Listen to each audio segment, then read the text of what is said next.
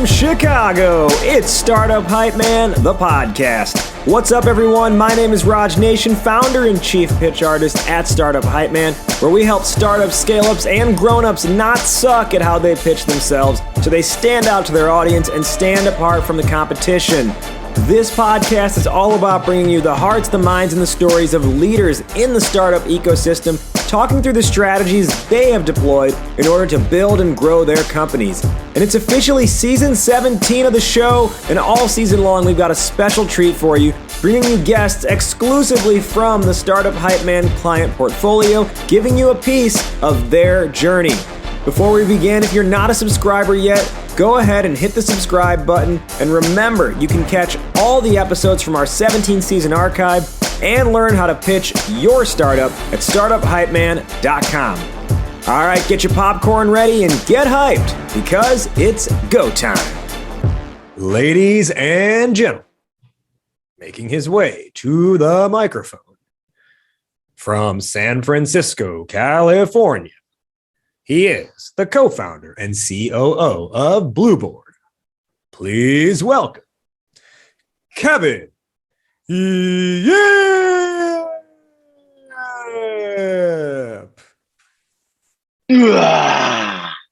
Sorry, I feel like I had to do that just to accentuate. You had to flex on him. You had to flex on him. I love it. He is Kevin Yip, co-founder and COO of Blueboard, as I mentioned. And all this season on Startup Hypeman, the podcast, we are welcoming as our guests different clients who have come through our portfolio as customers at Startup Hypeman. This is season 17, episode 7. And Blueboard is just one of my favorite companies that I've ever had the opportunity to work with. Awesome culture, awesome people. They have really grown over the last few years, having raised $16 million and growing to 200 plus employees, as well as getting their revenue up to about $50 million of annual revenue. It's been awesome to see the growth.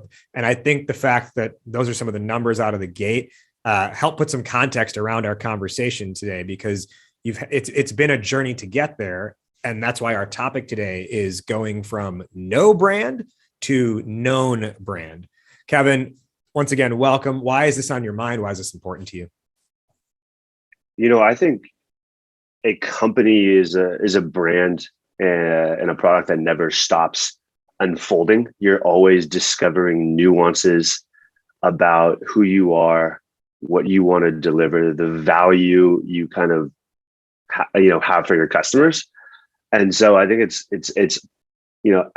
part of entrepreneurship is building an amazing brand, a like kind of long-standing brand. And it's always on my mind. I'm always thinking about it, and it's kind of been on since day one, so to speak. So I think it's really important.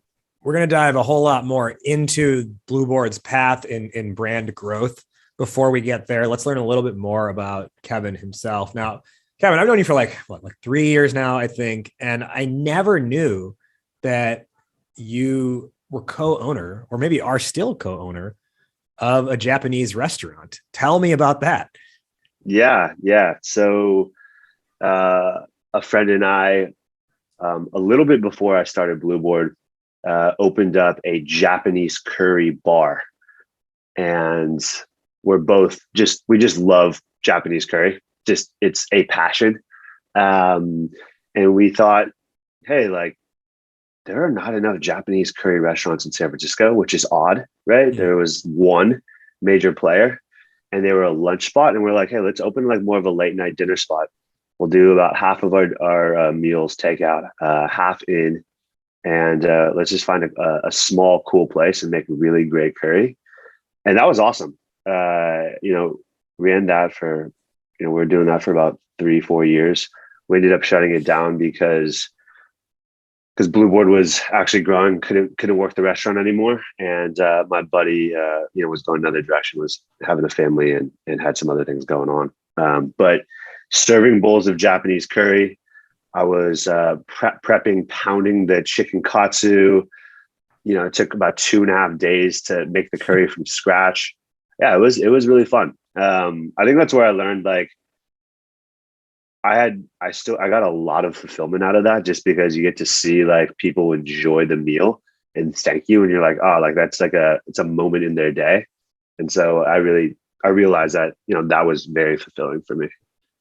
What do you think running a restaurant taught you about running a tech company? Ooh, first off, you're never above any of the work, right? And so, maybe you're the co-founder of some big company, but you could, or the owner of this restaurant, but if the floors are dirty, you got to clean them, right? And so I would be, on, literally on all fours, scrubbing the brass, like, foot pedals and things like that. And that's part of the grind, right? I think, when I was running that restaurant, I think also connecting with kind of the, just the regulars. We had a lot of regulars kind of come in. It was like a neighborhood, kind of a little bit above the Tenderloin, kind of like Tender Knob area. And just connecting with them, getting to know them. And they, when I connected with somebody, they would come in more, right? They felt like an affinity to to the restaurant, to the establishment, to the food, because there was a relationship with myself. And so you kind of saw this like loyalty kind of build and grow from, simple conversations, getting to know folks. I think the last thing is when I was running the restaurant, I was also starting Blueboard. So it was, working on the company Blueboard from like, 8:30 to 5. I'd open up the restaurant at 5:30 and, close it down at 11. And it's a hell of a schedule. That was it was a grind. It needed to be done. But it also took a huge toll on me. And, I was super burnt out by the time the restaurant shut down. And just, not super, like, my mental health wasn't great. And I think, early on, I got a sense of like, okay, like if you're running on E, you can only do it so long. And there's some big costs to doing that, right? It takes you and zaps you of the energy that you need to honestly build a company, right? To kind of put your heart and soul into building a startup. And so I've been really kind of cued into kind of my energy levels, my mental health, like, the energy in my tank, so to speak, since that time. Yeah. On that note, what are some personal wellness or mental health practices that you try to incorporate into your routine? For me, what I've realized is, there's a few things really important to me. I need and want to spend time with people close to my life, family, friends, and make time for that. Eating healthy, and exercise and sleeping well. I mean, it's simple, but in the grind of things, it could become very hard to do. And over the years, I think I've just gotten better at making time, whether it's, putting blocks on my calendar to work out, meal prepping, on Sundays to eat healthy, having like my hosting a dinner with my folks while I'm working, but we're maybe watching football. And, we have like kind of lunch and dinner together. So we're just spending a lot of time together. So I feel like I can work a little bit while they're there. Little stuff like this that like kind of gives me energy, gives me joy. Just makes time for it. Yeah. Well, and I think that comes back to one of the other things you said you learned at the restaurant was that importance of connection, which I'm clearly seeing as a consistent theme, not just with the restaurant, but in your personal and professional life. So perhaps that's a good jump off point to, maybe you could just explain how did Blueboard get started? And, I didn't in the introduction explain what Blueboard actually does. So perhaps, talk about how Blueboard got started. And for anyone who's not familiar, what is Blueboard? Yeah. So Blueboard is an experiential rewards recognition and incentive company.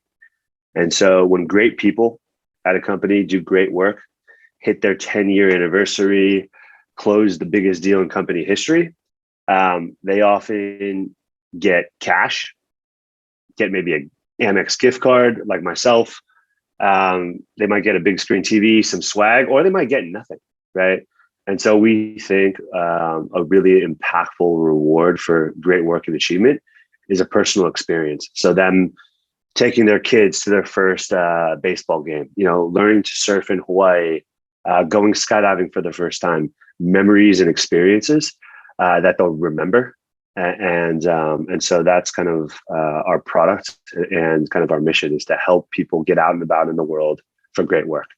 How we started, interestingly, was I was living with a buddy of mine who I've known since third grade. We started the company together, and we'd be coming home in our first, corporate jobs, kind of in our early 20s, and it would just be this rot routine, right? We'd be watching Sports Center, enter some Bay Area sports team, and at the end of the night, one of these days, it was like probably the 10th day in the row that it felt like that I was doing this, and I was like, it took about a year, and I kind of vented. It took about a year for us to become the most boring freaking people. Like we've been literally drinking the same beer, watching the same TV show, the same sports team. Like, what's going on?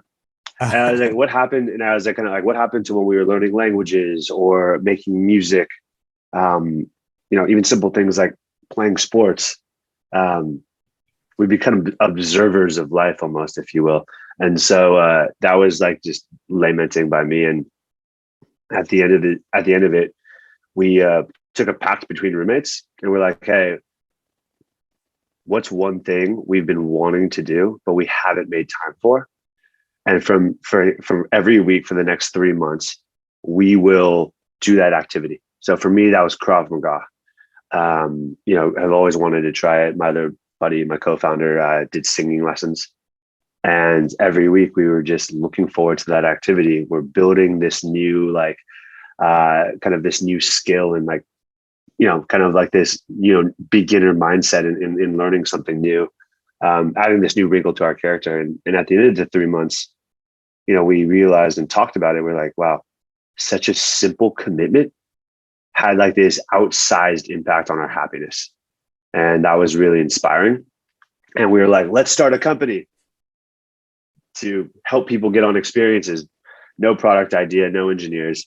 It took us about 2 years, but what we ended up coming to was, building this kind of rewards and recognition product, that we're at today.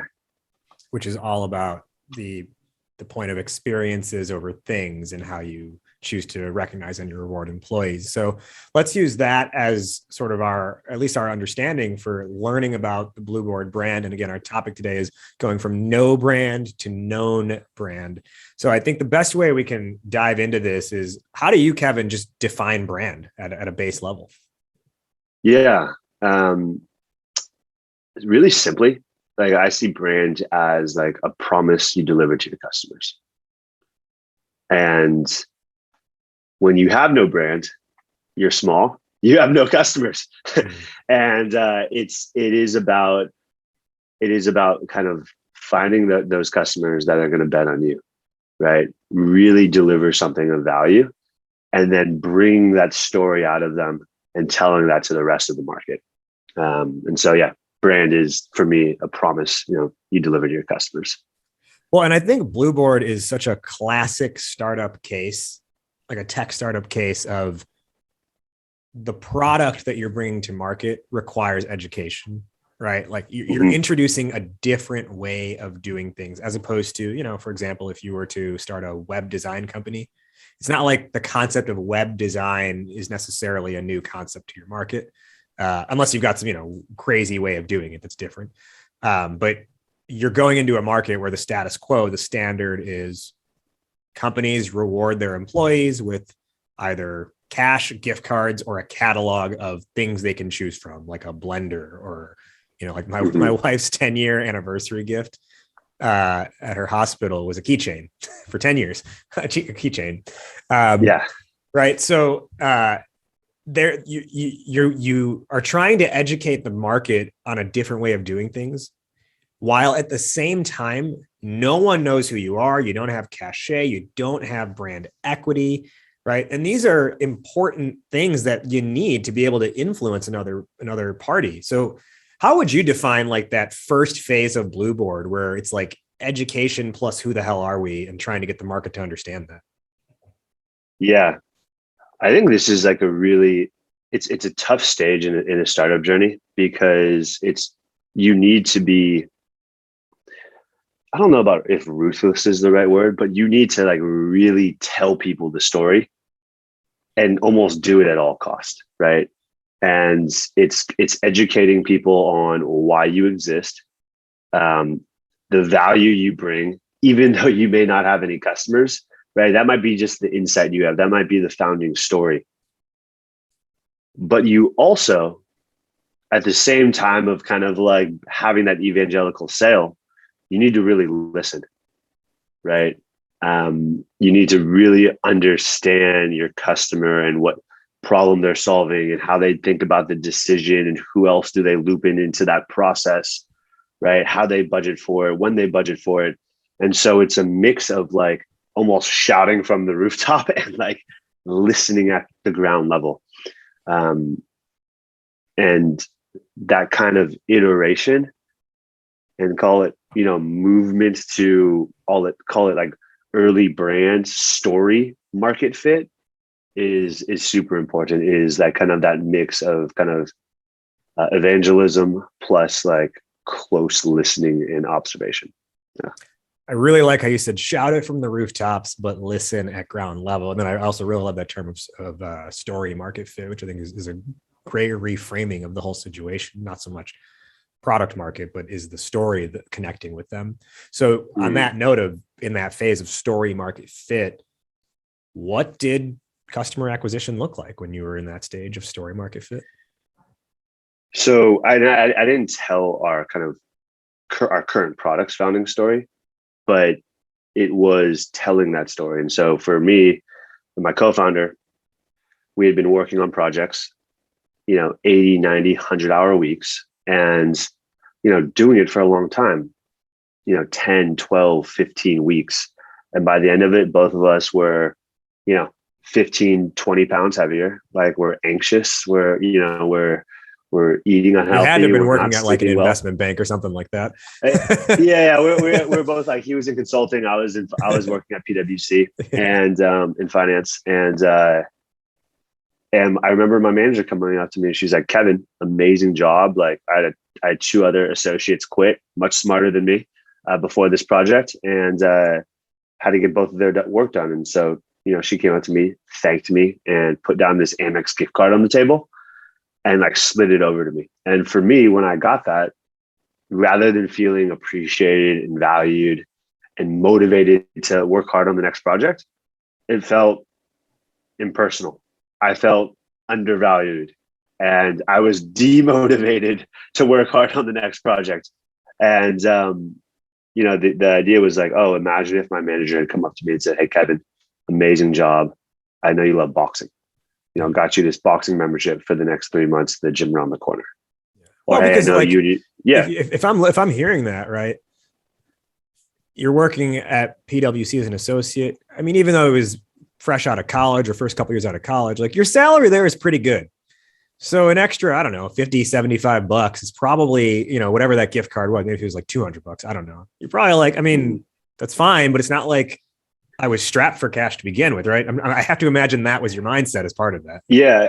It's not material. It's not life-changing. And you end up using it on, honestly, stuff and crap you don't remember. Right. Mm-hmm. And so the experience was, it was like, okay, like saying thank you to a top employee should be a connection. We're getting to a connection, right? Yeah. It should build your relationship with the company, with the manager. But giving, this gift card, giving like this thing, it feels transactional. It feels impersonal. It doesn't connect with that employee. And so we would tell this story, and we literally went door to door. Every single startup in San Francisco that had raised more than $10 million, we walked into. I got kicked out of Dropbox, which was hilarious. That was another story on the side. But we would tell this story, to the office manager, to the receptionist at the front desk. And through it all, we got really good at telling this story and figuring out, okay, like just because, the person at the front desk likes it doesn't mean it's going to, they're going to, intro us to the VP of HR. And we got a few meetings. Conversion was low, but at this stage, all you need is a few wins And we happened that a VP of talent at a company called Vungle, hot ad tech startup, was waiting for an interview. And he said, "Oh, that's really cool. I got an interview right now, but let's meet after this because I've been thinking about how to reward and incentivize our team." And Vungle became our first customer, April 2014. They're still a customer today. And, that starts your brand because now you have a customer and now you have a promise you need to deliver to them. And then we took Vungle, we made them really happy.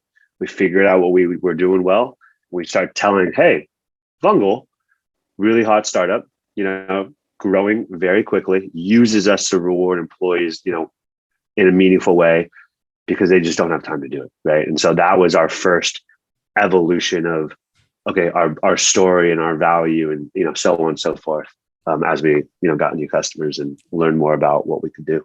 So it grows from your personal story pre-product to now here's the story of the product in action.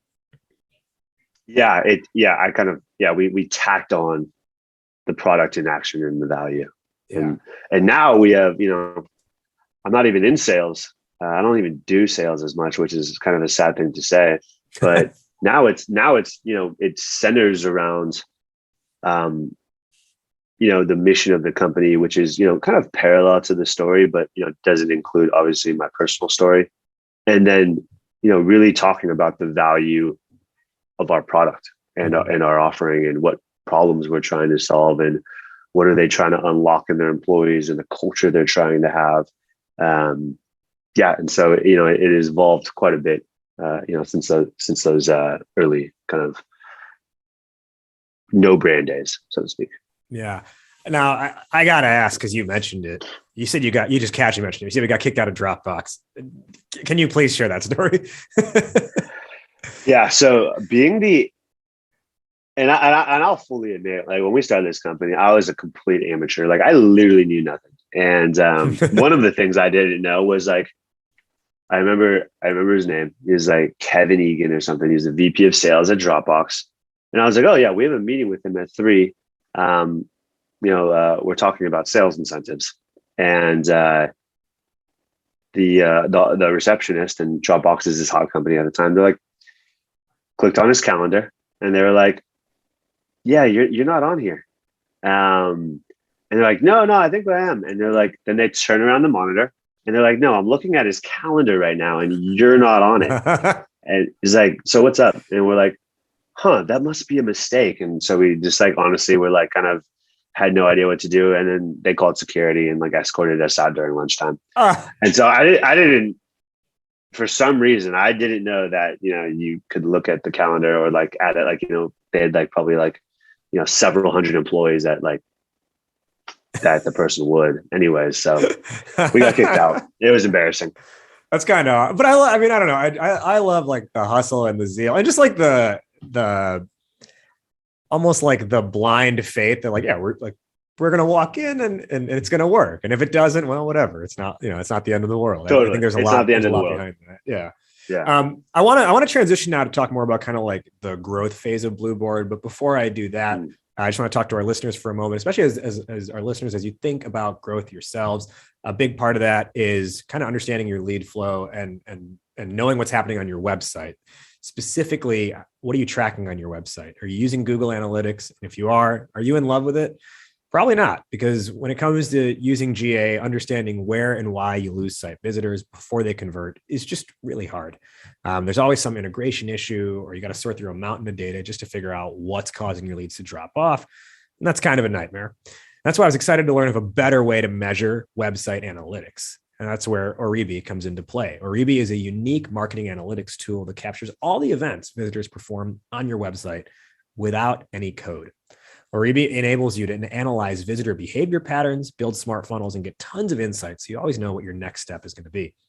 And that means finally understanding your visitors and knowing what to change in order to convert more, which means finally no more blind spots. Now, I'm excited to have Oribi as a partner of the show. You can get your free trial today at oribi.io/today. That's oribi.io/today. And as a partner of the show, you can use the coupon code HYPEMAN for 20% off any plan. Oribi.io/today. Use the coupon code Hypeman, all one word, for 20% off any plan. Today on Startup Hypeman, the podcast, we are with Kevin Yip, the co-founder and COO of Blueboard, talking about going from no brand to known brand. Now, before the break, Kevin, we were kind of talking about the early days of Blueboard, getting off the ground, getting that first customer, and how the brand really starts to build from there. So then as you enter that growth phase, can you kind of explain how do things shift, right? You mentioned how now there's a story around how someone else is using your product, but then how do you start to scale that story? And, I think the first thing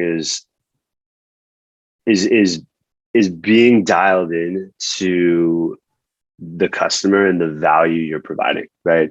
And that should be the foundation of your story, right?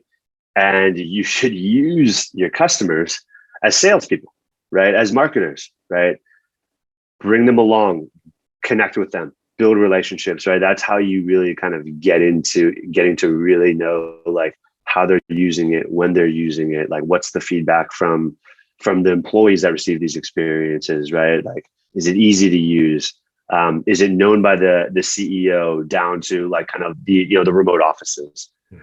And so you do that at an early stage by being building relationships with your customers, and from there, like I feel like using those customers to market you, to tell the story, and making simple asks, right? As you built it is like, straight sales asks, right? Hey, do you know a few HR folks that you can introduce me to, right? Where, it seems like you're getting a lot of value out of this and we're kind of at the early stage. We would love to talk to more people. If you've built that relationship, if there's value being delivered, every single one of those will introduce you to the couple people you ask, and probably more if they know more, right? And so we made those asks, and we were lucky enough to get those kind of introductions. And that is on top of kind of your, we were also doing outbound. We were also continuing to go into, getting kicked out of, front offices and lobbies and doing that. But like this piece was like where you kind of get really close with your customer, get to know them, have them talk about you, build like, get your first customer, build a case study. Yeah. You know what I mean? See, right. I just, and, and that played out. We've had, to date, we've had probably, I don't even know how many count, but like as people move jobs, you build relationships with them, right? They're moving up in their career. And a lot of them have taken Blueboard with them. We've had, we launched in 2014. So it's been, quite a while now, but we've had people take us to, 2 companies, 3 companies and implement us. Right. And so those are just been awesome folks. And just super, super huge advocates of us. And so like when others, right, start telling your story, particularly your customers, that's how it starts getting traction, right? Mm-hmm. You've told the story. You've told the story of your insight and founding. You've promised, there's a certain value that you're going to deliver to a customer, and then they tell that they're telling, hey, this company, my employees are stoked, right? When they hit their anniversaries, it's super easy, and it's great if you're thinking about, how do you improve culture in order to like motivate it and keep your top people, right? Boom, you should talk to this company, and like now they make it their story, right? Becomes like, oh, this cool program that they've implemented. It becomes part of their personal and professional brand. And so, yeah, that's just been absolutely huge for us kind of in the early days and still today. So a lot of like intentional word of mouth, not by accident, but almost like by design. Yeah, definitely. Yeah. And it can happen intentionally, but it's going to happen much slower, right? People are doing their... You're saying that it can happen by accident, but slower. It can happen by accident, but it'll just be much slower. And I think, you'll be surprised that, if you're delivering value, if you have a good relationship with your early customers, they're going to be up there, like kind of shouting from the rooftops as well, mm-hmm. if you ask them. Now, aside from word of mouth, one of the things I've observed in Blueboard's not just go to market, but sustaining in the market and growing within the market is a pretty big, I think you guys have grown a pretty big like online presence. And I feel like very often I am seeing notifications of Blueboard's at this conference or Blueboard is running this webinar. Can you talk through how you start to like figure out, what are the levers that we're going to pull and start like building up some equity in the market aside from the individual sales conversations that we're having on a day-to-day basis? Yeah. So I think, right, jumping off from being close to your customer, right? We realized that we did really well in companies and in HR teams that wanted to be, progressive, that were really focused on culture, that talent was a top priority. And we knew that from being close to them, as well as that, like, they're community driven, right? They hung out in professional kind of communities, associations, right? And so that's how they kind of were able to connect about how to solve kind of problems, right? It was a very community driven profession. And so we started talking and being like, hey, like, who else is trying to sell to the progressive HR community? Who's bigger than us? Who's, not telling the same story, but, a similar story about improving culture and caring about your people. And we found that there were, a good amount of like later stage startups that had cool products in different spaces than us. We looked at Culture Amp, which is now, a unicorn, 15.5, Lattice, namely some of these names, right? And what we did was like, we kind of looked at their go-to-market and realized, they were doing a lot of things, kind of what you talked about, digital events, webinars, et cetera. And this is probably like circa, 2017, right? And they had, it seemed like, they had good content and they had a good community and good mailing list that we wanted to be a part of. And so for every partner early on, we came up with a couple ideas on what would they want to be a part of, topic wise, and let us propose the idea, and we'll do all the work. We'll bring the customer, right? They can bring somebody if they want to, and all they have to do is shoot it to their mailing list, right? And so we did that for every single customer, and they're startups too, right? They're trying to come up with ideas, right? They're trying to build kind of their reach, and we made it literally, hey, just put an email together, send it through, and we'll do everything else. And some of them got more engaged than obviously that, but we made it that simple. And so that's, we did, those, more, we still do webinars with those people, with those companies, but that, shut up our kind of reach, in our database from, probably a couple thousand to now we're, in the, probably nearing 150, 200,000 on the mailing list. And so that's huge. That's, 200,000 people on a mailing list is huge.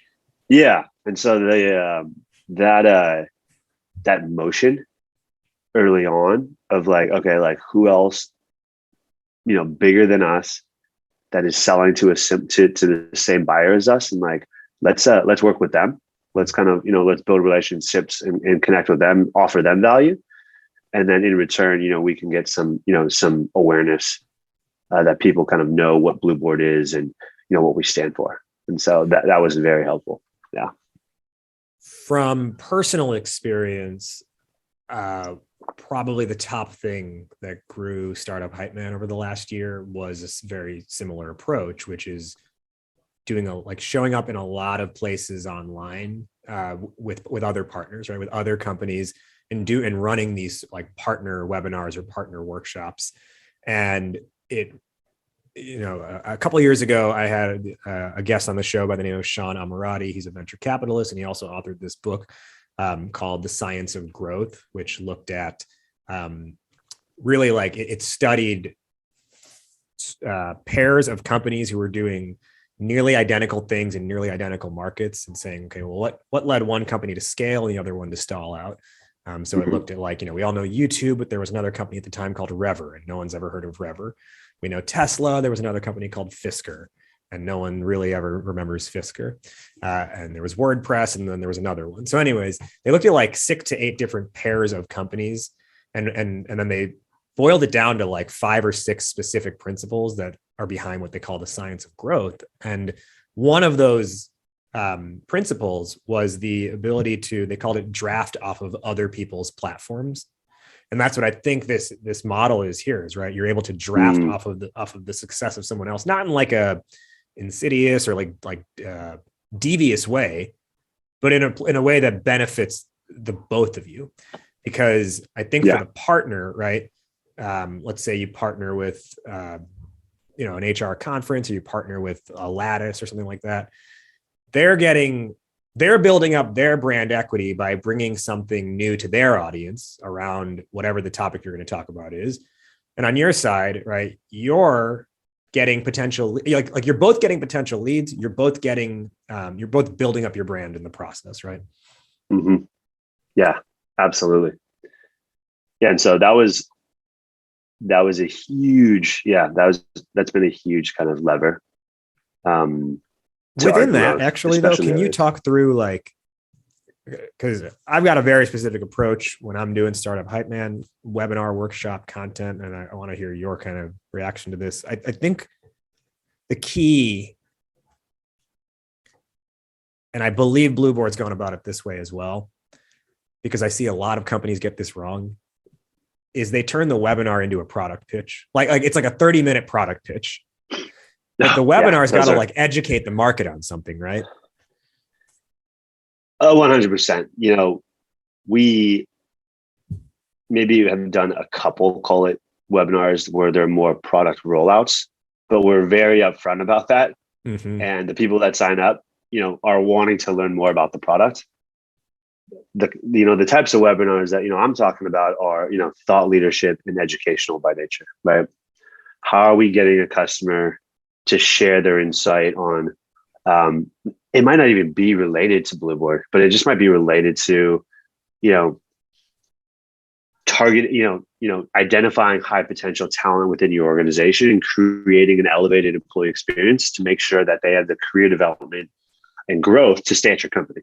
As an instance, we've done something like that, right? There's obviously a lot of tangents, in how it relates to Blueboard indirectly, but maybe, we probably talked about Blueboard in the beginning of, oh yeah, I'm the co-founder of Blueboard. This is what we do. Okay, cool. Let's focus on this topic that our buyers really care about, right? And that other companies really care about and can make a difference for their organization. And, I think, I remember us talking is, how do you choose, within your brand and what and what you have unique insight to, what are your kind of like spheres of influence or topics of influence that you focus on in driving the conversation? And, how to, attract, motivate, and keep your top talent. That is definitely a sphere of influence that in the topic of influence that we focus on. Yeah. I've got a few more questions I want to get through before we hit our wrap up. One of them is, was there a moment where you were like, wait a sec, like you looked around and you were like, hang on, people know us now. Like we're not a nobody anymore. Do you recall, was there like a moment in time or like a series of events where that realization occurred?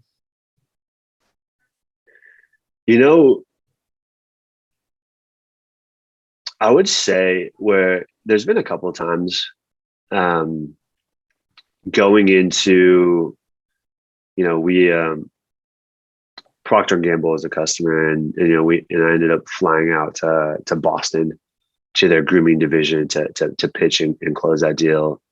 Abbott Labs, similarly, and these are the type of companies that these are kind of among the best known brands in the world, worldwide organizations.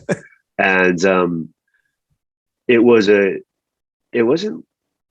less of like people know us, but I was like, oh wow, like we have a real opportunity to deliver this at a large scale, because a company like Procter & Gamble sees the value in Blueboard and wants to roll this out to their organization.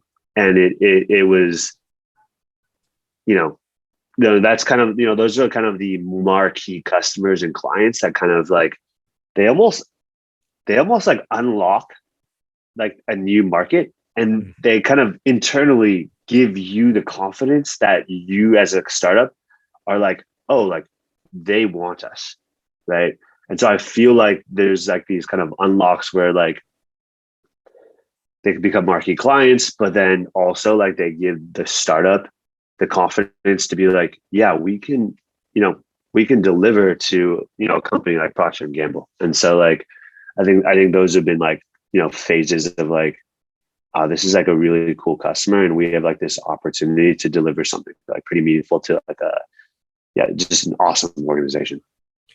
One of the things that struck me about Blueboard right when we first started working together a few years ago was how committed you and the entire company was to your point of view around experiences, not things. That's the way to recognize and reward people. How, when you walk into a Procter & Gamble, when you walk into an Abbott, how important is it to commit to your point of view? And is there wiggle room on it? Do you waver? Do you tuck it under the table and not talk about it because it's a bigger player? Like talk to us about the point of view and how you leverage that and how important it might actually be. Yeah. One, it's super important to be who you are, right? Because ultimately, if you try to change yourself, right, you're going to eventually spread yourself too thin. You're not going to be able to scale. And so like you need to be who you are. And for us, going back to our founding story, right, we started as an experience company, right? We didn't start as a rewards and recognition company. We started as an experience company. We saw the value that myself and our roommates had from doing something once a week for 3 months. And we, that was enough for us to have this energy and zeitgeist to like start a company. And so that is our mission, right? We've been, on that mission since day one to get more people out and about on experiences. And I don't ever see that changing. I think, there's this vision framework on how to think about a vision. There's things in a company that should never change, that should be sacred to the company. Those are mission. That's your mission. Those are your values, right? They may evolve, but like they stay at the core the same. And then how the product builds, the product vision, how you get there should always be changing, because you're always, hopefully progressing. Sometimes you regress, right? And you're at different spots and you need to think about things differently in order to like bring this mission to life. And so the mission and the values of the company should never change. And I get excited, and I use this a lot for companies, is I know a company will be a great customer if their mission and their values align with ours. Right. And so, for example, Abbott, and, when I went in, their mission and kind of their branding is, live life to the fullest, right? They help people, be healthy so that they can live life, right? And Blueboard is, it's on the other side of that kind of spectrum of like, now that you're healthy and living life, like, what are your passions, right? What do you want to do something new? Like, who do you want to spend quality time with? And, I basically, at the end of the pitch, I was like, hey, Blueboard and Abbott, we're kindred companies. We're moving in the same direction, trying to deliver like great lives to people. On your side, keeping them healthy, on our side, delivering experiences. Let's, live out this promise and deliver that promise to your employees as well. And they really bought onto that. And so when you get into these big organizations, you're there for a reason, right? Because of who you are, like double down, triple down, 10, be that, because that's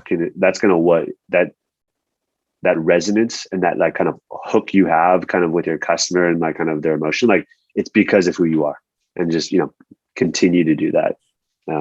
Anyways, that's worked for us. Yeah.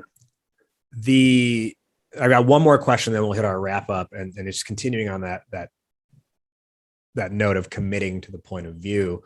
And I want to have some, this whole thing has been real talk, but I really want to get into some real talk on that, because the reality is, a couple of years ago, Blueboard was tested, right?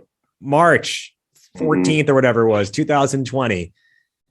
Everything shuts down, and the ability to even experience is taken off the table by something you have no control over. And that was a moment where I have to imagine you had this dialogue internally around like, well, do we start maybe offering gift cards to things as part of our product offering, or do we commit to experiences? Like, I think that was probably a big reckoning of identity and point of view. Can you explain what that was like, and what decisions did you come to in those moments? Yeah, it was stressful. But I think as an entrepreneur, there's a little bit of chaos that you like, and not in the, hey, like it's kind of like, it's the 2-minute warning and you're down by 7, right? Or 6. It's the last possession of a basketball game. And you don't want to be in that situation. You want to be up by 30, right? But when you're in that station, it's kind of what you train for. It's kind of what you live for, right? And for us, it was once again like, okay, who are we, right? Even though people can't get out and about in the world, like they are wanting to more than ever, right? When I was, kind of stuck here at home, and I'm sure many people were during shelter in place, it's like, you were like, yearning for connection, for, doing things outside. And so like what we did, we very quickly launched in-home experiences where it might be, hey, build a lab, with your kid at home, right? Or we had like virtual language, we'd, ship, instruments from Guitar Center, and then have like virtual like drum and like guitar lessons. Another one was we would do, an astronomy class paired with getting a telescope. We would do like a plant and botany class paired with a greenhouse. And so we got creative with it, and things that like we didn't really offer before, but people loved it, right? And people couldn't do anything else, and people got a lot of value from it. And so that's kind of like where we kind of focused, is kind of this in-home of like, you could still spend quality time. You could still do some things you love, try things new in your home. We just got to think about it a little differently. And I think that's so, I just don't want anyone listening to like overlook the importance of what Kevin just said, which is like, because, brand has to have a point of view behind it. And I think it's really almost, I could argue it's easy to maintain your point of view when things are going great. It's really difficult to stay committed to that when unknown things happen or when things aren't going well. But I think that's the point of knowing your identity and knowing your brand, and you stay committed when you're committed to the extent that you just find ways to make before that, I'm sure you were never thinking of, well, let's have an experience, be an in-home science experiment with your kids. But because experiences over things is the commitment of the point of view, therefore the commitment of the brand, you say, all right, what's any possible way an experience can come to life, even if someone can't even leave their house? And that, I think, allows the brand to prevail and not bend to the whim of market fluctuations you don't have control over, and then become just like everyone else, right? Yeah, definitely. Yeah, I think, in those times of like hardship, that's where your mission, your values get tested, right? And like, do you deviate from your brand, from your values and mission, or do you lean on those to make decisions? And for us, luckily, we definitely leaned on them, and it served us really well. Let's begin our wrap up now. First off, just where can our listeners find you and learn more about Blueboard? Blueboard, you could, find us online, blueboard.com. We got some cool videos on our YouTube channel as well. We're trying to tell more stories. And then for me, hit me up on LinkedIn, Kevin Yip. And then you can find me on Twitter, Kevin Yip without the vowels. So KVNYP. Whenever I hear, I always ask that question towards the end of the show, and naturally the guest will respond, you can find me. And in my head, I always hear it as Nelly saying, you can find me in St. Louis rolling on dubs. I like that. All right. So Kevin, who is one person who you want to give a shout out to? Could be a colleague, a mentor, a business partner, anybody. Ooh, that's a tough one. I'm going to shout out my co-founder, Taylor. Him and I have known each other. We met playing basketball in third grade, balling out of control. And we've been on this awesome journey together over, the last, since third grade, but, at Blueboard, at least, the last, 10 years now. Wow. Coming up on 10 years, 2012. So shout him out.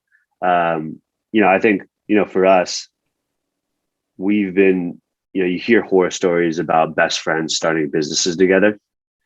And it can be a nightmare. For us, what's made it work is we have this deep trust. We communicate well. And I think where friends get it wrong is we know what each other's capable of, and we hold each other accountable. We push each other, right? And so I think kind of in that accountability of hey, you can do better.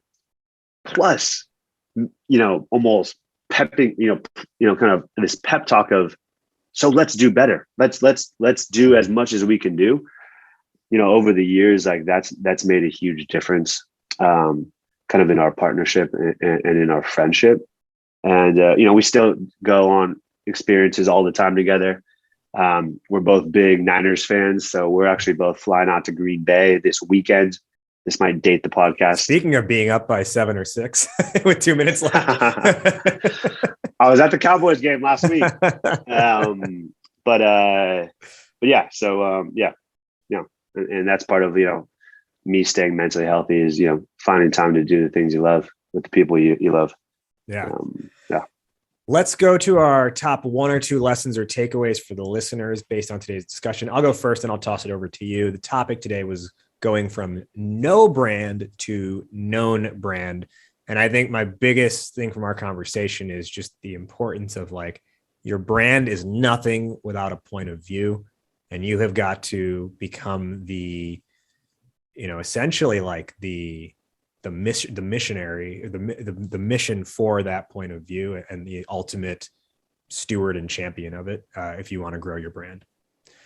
Kevin, top 1 or 2 lessons for the listeners.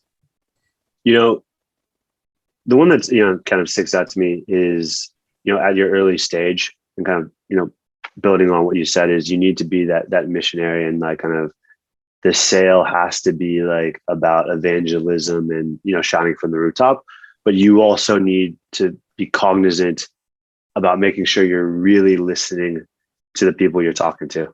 And you're really uncovering kind of their motivations, the problems they have, how you think about their problems, what they do, what they want to do in their day to day, in order to continue to iterate and move the needle to kind of that, story market fit early on. My final question, which is how we end every episode on this show. Fill in the blank, Kevin. Entrepreneurship is blank. An emotional roller coaster. That is the one phrase that I've myself and Taylor have said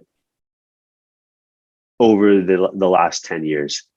And it's a whipsaw, right? And I think it's there's obviously a lot of lows, but there's tons of highs.